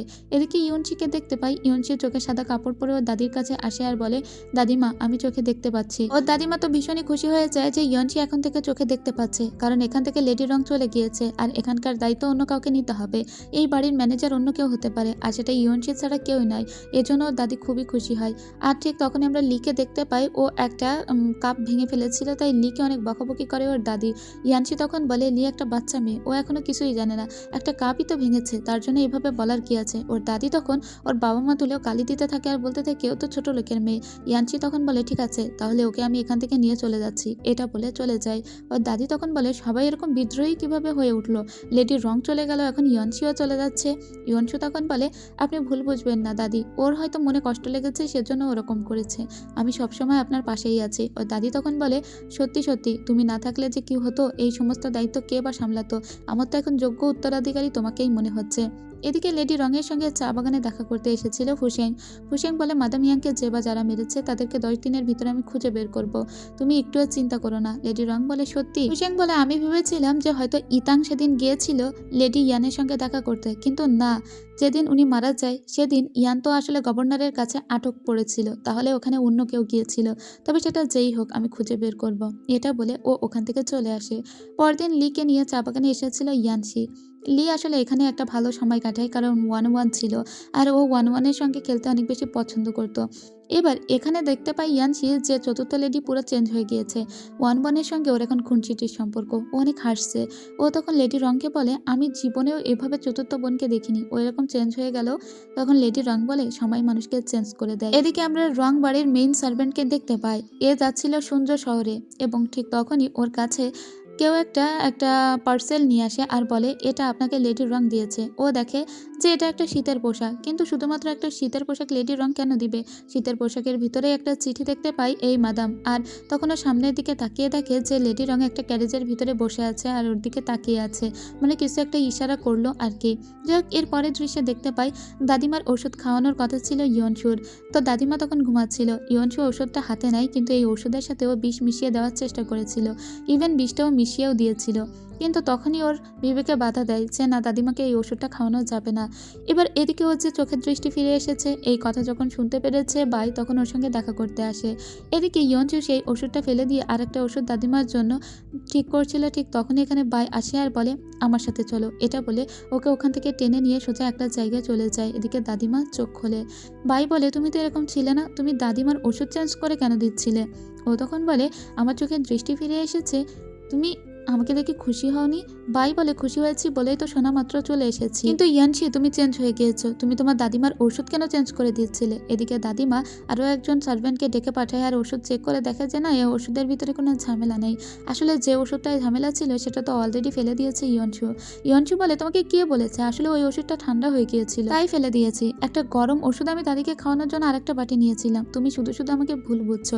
এটা বলে রাগ করে দাঁড়িয়ে পড়ে। বাই তখন বলে, আচ্ছা ঠিক আছে, আমার ভুল হয়ে গিয়েছে, এখন তো তুমি একটু হাসো। ইয়নশু বলে, আচ্ছা ঠিক আছে। এবার আবার এখানে মিস্টার ইয়ান চলে আসে আর বাইকে বলে যে, "তোমরা যেভাবে কথা বলছিলে কোনো সার্ভেন্ট শুনে ফেললেও তো ইয়নসুকে ভুল বুঝতো। কেন শুধু ইয়নসুকে তুমি ভুল বুঝেছিলে?" বাই বলে, "আসলেই আমি ভুল বুঝেছি।" যাই হোক, এদিকে আমরা আবার ফুসেংকে দেখতে পাই। ফুসেং এসেছিল কেস ইনভেস্টিগেট করতে যে কে বা কারা মাদাম ইয়াংকে মারতে পারে। আর এখন ইতাং কোথায় যাচ্ছে সেসবের উপর দৃষ্টি রাখা হচ্ছিল। ইতাং একটা বিশেষ গ্রুপের সঙ্গে সবসময় কথা বলছিল। আর কেনই বা কথা বলছিল তা আমরা বুঝতে পারি না। মনে হয় বড়সড় কোনো কিছু করার চেষ্টা করছে। ঠিক সেদিনই আমরা দেখতে পাই যে ফুসেং যখন চিন্তা করেছে যে ইতাং কোনো একটা কিছু করার চেষ্টা করছে, সেদিন রাত্রে ঘটে যায় বড় একটা কাণ্ড। তখন ইতাং দেখা করতে এসেছিল জঙ্গলের ভিতরে ইয়নসুর সঙ্গে। এখানে ওদের ভিতরে কিছু একটা কথা হয় আর রুমের ভিতরে চুপচাপ গিয়ে বসে থাকে ইয়নসু। ইয়নসু শুধু ভাবতে থাকে কেউ আমার গলায় ছুরি ধরলে সেই ছুরির কোপে তারাই পড়বে। সেদিনই দেখতে পাই যে লেডি রঙের ঘরের ভিতরে যে সিক্রেট চেম্বার ছিল সেখান থেকে কিছু ডাকাতরা উঠে আসছে আর তারা সোজা দাদির রুমে চলে যায় আর দাদিকে অ্যাটাক করে আর এখানকার সমস্ত সোনা দানা গহনা সব নিয়ে পালিয়ে যায়। এবার এখানে একটু নাটক করে ইয়ংসু ওখানে একটু ছুরিকাঘাত খাওয়ানোর চেষ্টা করে।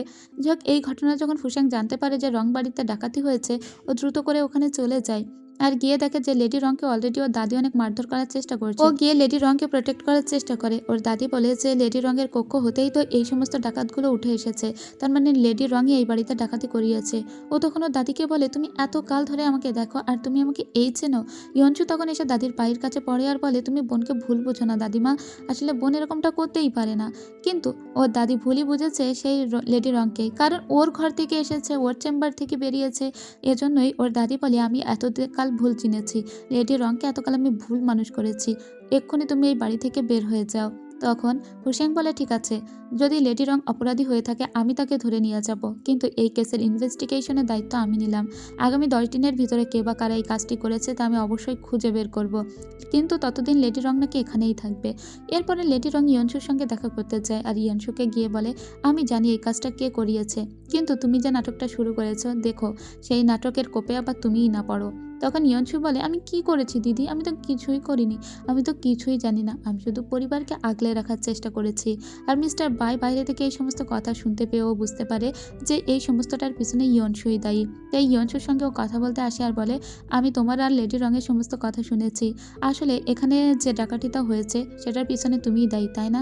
ঠিক আছে, আমি এক্ষুনি দাদিমাকে গিয়ে জানিয়ে দেবো। ইয়নসু তখন বলে, তুমি এতদিন ধরে আমাকে দেখছো, তারপরে তুমি আমাকে ভুল বুঝছো? তখন বাই বলে, আমি এতদিন ধরে লেডি রংকেও দেখছি আর তাকেও আমি ভুল বুঝতে পারি না। ইয়নসু তখন বলে, দেখো আমি যেটাই করি সেটাই ফ্যামিলির জন্য করেছি, তুমি আমাকে ভুল বুঝো না, এটা একটা পাওয়ারের লড়াই। আর সেজন্য ও বাইকে একটু কনভিন্স করে নেয়। বাই আর কোনো কথা বলে না। যাই পরদিন দেখতে পাই যে লেডি রঙের চা বাগানে কিছু ইম্পেরিয়াল গার্ডসরা এসে হামলা শুরু করে দিয়েছে। লেডি রং যখন ওদেরকে জিজ্ঞেস করে যে আপনারা এখানে এসে কেন এরকম করছেন, ওরা তখন বলে, আমরা সরকারের তরফ থেকে এসেছি, আমরা জানতে পেরেছি যে এখানে বিভিন্ন ডাকাতেরা নাকি লুকিয়ে আছে আর ডাকাতেরা যেসব জিনিস ডাকাতি করেছে সেসব এখানেই লুকিয়ে রেখেছে। লেডি রং বলে, আমার বাড়ির জিনিস আমি ডাকাতি করে এখানে লুকিয়ে রাখবো? ওই লোক তখন বলে, হ্যাঁ, আর গভর্নরও একটু পরে এখানে চলে আসে। গভর্নর বলে, আমি জানতে পেরেছি যে লেডি রঙের ফ্যামিলিতে নাকি ডাকাতি হয়েছে আর সেই ডাকাতি নাকি লেডি রং নিজেই করেছে, তাহলে ডাকাতের পণ্যগুলো লেডি রং নিশ্চয়ই কোথাও একটা লুকিয়ে রেখেছে। তোমরা এক্ষুনি যাও, গিয়ে সমস্ত জায়গাটা সার্চ করো, দেখো যে এখানে কিছু পাওয়া যায় কিনা। এরপরে গার্ডেরা সার্চ করতে যায়, গিয়ে দেখে যে সত্যি সত্যি এখানে সমস্ত পণ্য লুকিয়ে রাখা হয়েছে এবং এটা আসলে কেউ একটা করেছে আড়াল থেকে। আর যখন ফুসাং জানতে পারে গভর্নর ও তার লোকজন এখানে এসেছে, তাই ফুসাং দ্রুত করে এখানে চলে আসে, কারণ গভর্নর মোটেও কোনো ভালো লোক নয় এবং সে আসলে অন্যদের হয়ে কাজ করছে। যাই হোক, এখানে দেখা যায় যে অনেক সোনা দানা উদ্ধার করা হয়েছে। তখন ফুসাং বলে, ঠিক আছে, লেডি রং যেহেতু অন্যায় করেছে আর আমি যেহেতু এখন লিনজি শহরেরই পারফেক্ট, আর সেজন্য লেডি রঙের কেসটা আমি সলভ করার চেষ্টা করব। আপনি গভর্নর, আপনি এসব থেকে দূরে থাকুন। 10 দিনের ভিতরেই আমি আপনার কাছে সমস্ত রিপোর্ট পেশ করব যে কে বা কারা এর পিছনে দায়ী। তাই লেডি রংকে গ্রেপ্তার করে সোজা কারাগারে নিয়ে আসা হয়। তবে ওকে যে রুমে নিয়ে আসা হয়েছিল সেই রুমে ভালো একটা বেড দেওয়া হয়েছিল, একটা টেবিল রাখা হয়েছিল আর ওখানে ফুসেং দাঁড়িয়েছিল। ফুসেং খুবই রাগে ফুসতে ফুসতে সোজা লেডি রঙের সামনে এসে দাঁড়ায় আর বলে, তুমি জানতে না, তুমি এতটা বুদ্ধিমতী, তোমার এখানে কেউ লুকিয়ে রাখলো ওই সোনাদানা গহনাগুলো আর তুমি একদিনের জন্য টের পেলে না, এটা আমি বিশ্বাস করতে পারছি না। তুমি বলো তো যে তুমি আবার কি করার চেষ্টা করছো? লেডি রং তখন ওর দিকে তাকিয়ে হাসে। এতে ফুসেংয়ের আবার রাগ হয়ে যায়। আসলে লেডি রং ভিতরে ভিতরে সবই জানে এবং সে কিছু একটা করার চেষ্টা করছে। ফুসেং রেগে এখান থেকে চলে গেলে লেডি রং উপরের দিকে তাকিয়ে বলে, গভর্নর জিয়াং, যে ফাঁদটি আপনি পেতেছেন আমাকে ধরার জন্য, এবার সেই ফাঁদে আপনি নিজে পড়বেন। এটা বলে উপরের দিকে তাকিয়েও হাসতে লাগে, তার মানে ও পুরোটাই জানে আর ওর ভিতরে ভিতরে প্ল্যানও করা আছে।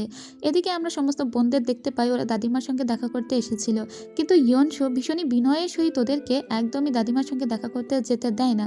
সব বোনগুলো বুঝতে পারে যে ইয়নসু এখন সমস্ত কিছু দায়িত্ব তুলে নিয়েছে আর দাদিমা ওকেই ট্রাস্ট করছে, এমনকি মিস্টার ইয়ানকে পর্যন্ত ভিতরে ঢুকতে যেতে দেওয়া হয় না। তো বুঝতেই পারছেন ইয়নসু আসলে কতটা অ্যাচিভ করেছে। এই কয়েকদিনের ভিতরে ও অনেক চেঞ্জ হয়ে গিয়েছে।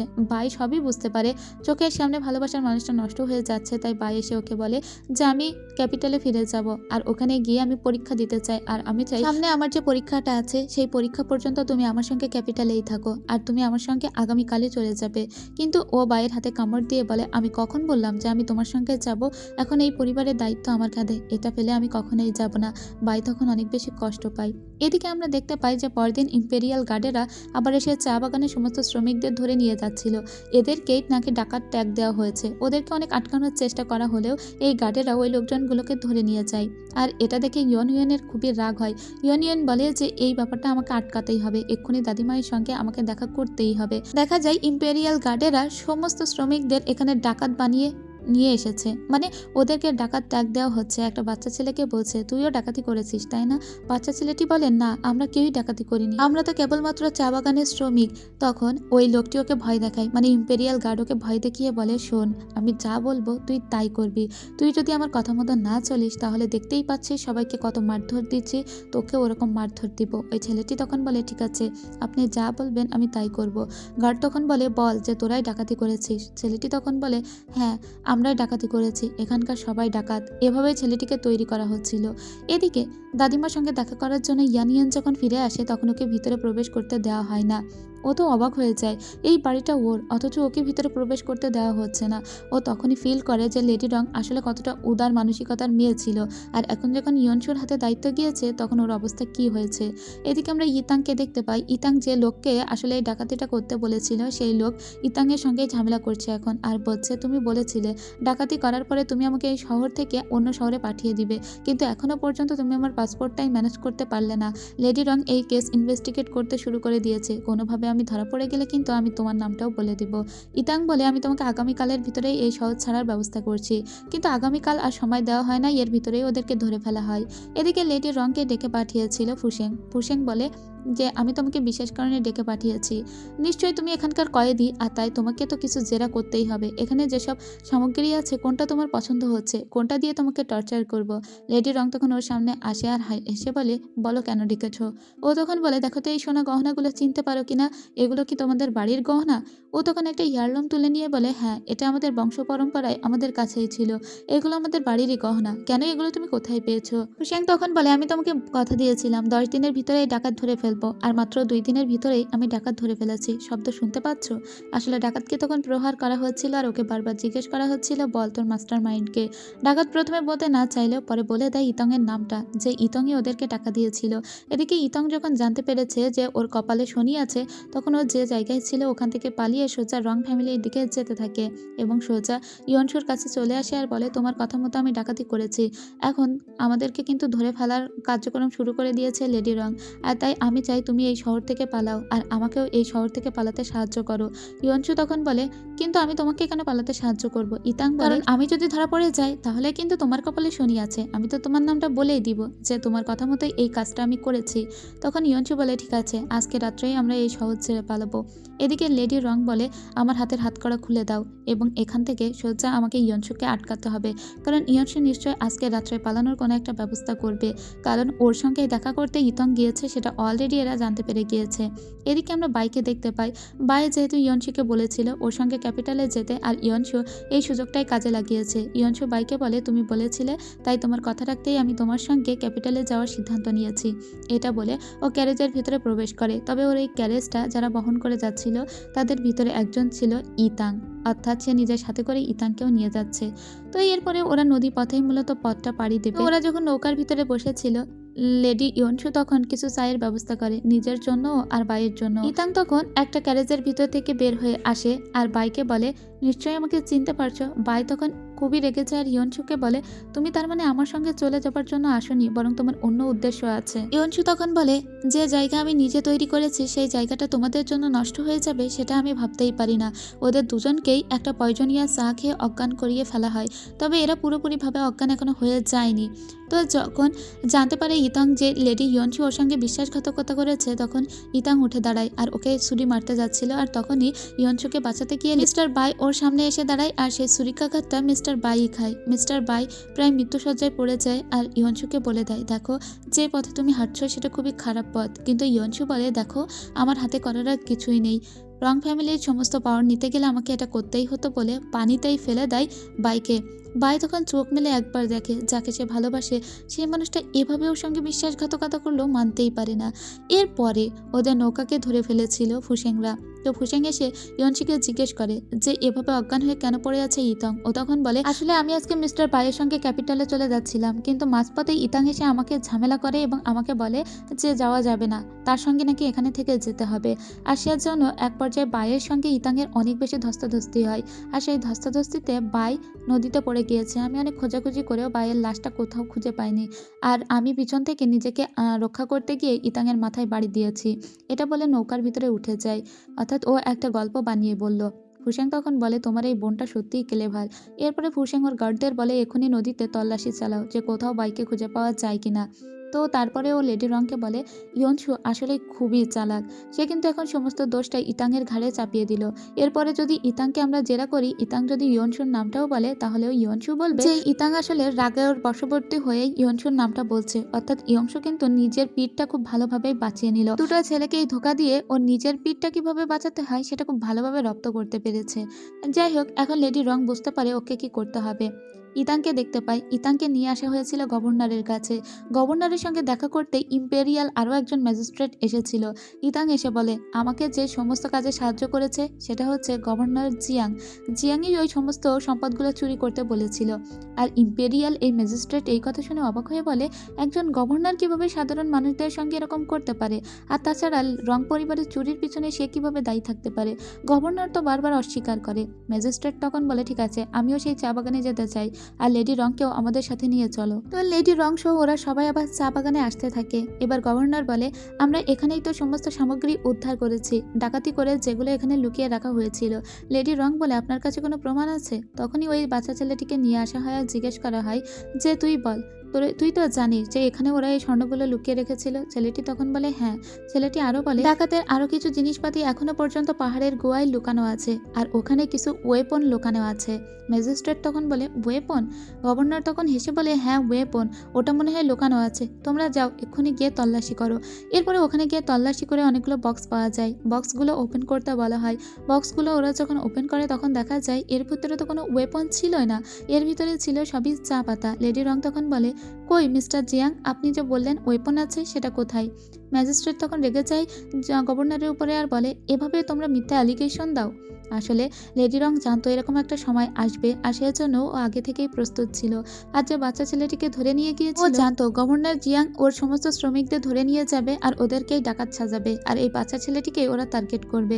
তাই এই বাচ্চা ছেলেটিকে ও আগে থেকে অনেক কিছু শিখিয়ে পড়িয়ে রেখেছিল। তার মানে এরা যদি চলে ডালে ডালে, তাহলে রং চলে পাতায় পাতায়, এবং এরা যেখান থেকে তাদের সমস্ত ভাবনা শেষ করে, রঙের ভাবনা ঠিক সেখান থেকেই শুরু হয়। রং খুব ভালোভাবেই জানে যে ইতাংকে পিছন থেকে ইন্ধন দিচ্ছিল এই গভর্নর জিয়াং। আর তাছাড়া গভর্নর জিয়াং নিঞ্জি শহরে এরকম অনেক অন্যায় করেছে, অনেক অপরাধ করেছে, সাধারণ মানুষজনকে সাজা দিয়েছে, সেসবের রেকর্ড আছে। তাই এই গভর্নর জিয়াংকে ধরিয়ে দেওয়ার জন্যই মূলত এরকম একটা কাজ আগে থেকে সাজিয়েছে লেডি রং। ফুসেং অবাক হয়ে যায়। আসলেই ও তো জানে লেডি রং কতটা চালাক। লেডি রং কেবল তো ফলোতেই এগিয়েছে, মানে যেভাবেই এই ট্র্যাপটা সাজিয়েছিল গভর্নর জিয়াং, ও শুধুমাত্র ট্র্যাপে পা দিয়েছে। তবে ও জানতো এই ট্র্যাপে ও পড়বে না, পড়বে গভর্নর জিয়াং, আর যেটা ও চেয়েছিল মনে প্রাণ। এরপরে ইম্পেরিয়াল ম্যাজিস্ট্রেট তখন লেডি রংকে বলে, আমি একটা বিশেষ কাজে এখানে এসেছি। কিছুদিন বাদেই আমাদের কুইনের জন্মদিন, আর কুইনের জন্মদিন উপলক্ষে সবসময় রং পরিবার চায়ের বিভিন্ন গিফট দিয়ে থাকে, আর সেই চায়ের গিফট নিতেই আমি এই শহরে এসেছি। লেডি রং, আমি আপনার কাছে রিকোয়েস্ট করব, আপনি আপনাদের গিফট খুব দ্রুতই প্রস্তুত করবেন আর সেটা আমার হাতে তুলে দিবেন। তারপরে আমি আবার ক্যাপিটালে ফিরে যাব।